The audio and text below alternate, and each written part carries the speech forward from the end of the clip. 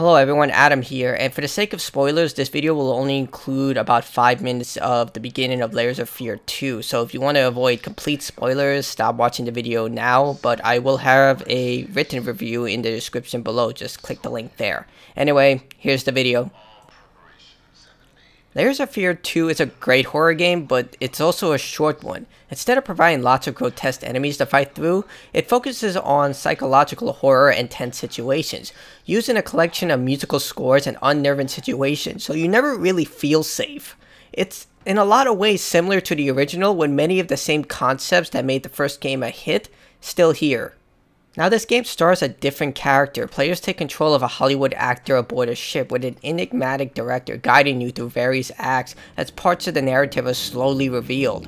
There's a lot of emphasis put on jump scares and unsettling situations, whether it's inanimate objects suddenly moving or the shift of the environment's layout. Much of the adventure focuses on basic puzzles and exploration for optional collectibles that add to the overall narrative. Like the original game, there are multiple endings linked to how you react to specific scenes, but it's still a very short game, clocking in about 3 hours. In fact, I was able to complete the game in about 2 hours in my second playthrough, but there is a new game plus option for players who want to replay certain acts and get all the collectibles, which include movie posters, phonograph things, I don't know what they're called, and other little minor things that if you want to get them all, well, they're there.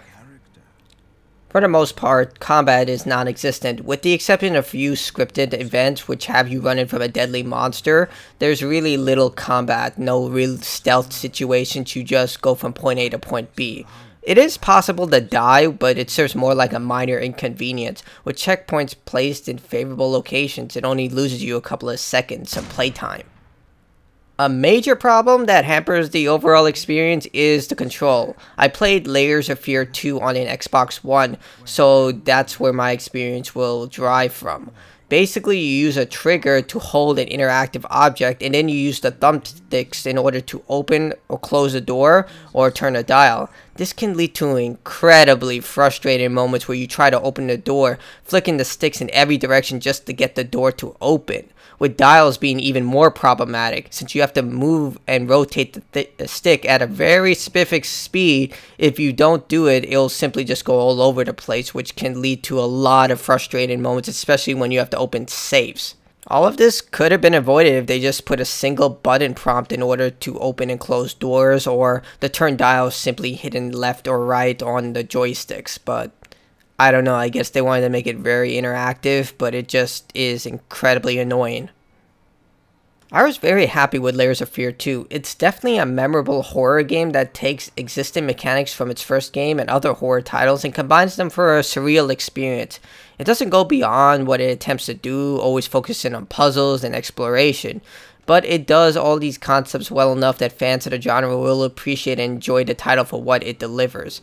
If you're tired of very action-based horror games and are looking for an experience that's more about the jolt and shock of being in a very unsettling world than actually fighting a lot of monsters, I would definitely recommend Layers of Fear to you. Anyway, there's the video. If you want to read a more in-depth review, I will leave it in the description below. Till next time, everyone, like, subscribe, and I'll see you all next time. Peace out. Yeah, I know you've told me a million times how much you hate the sea.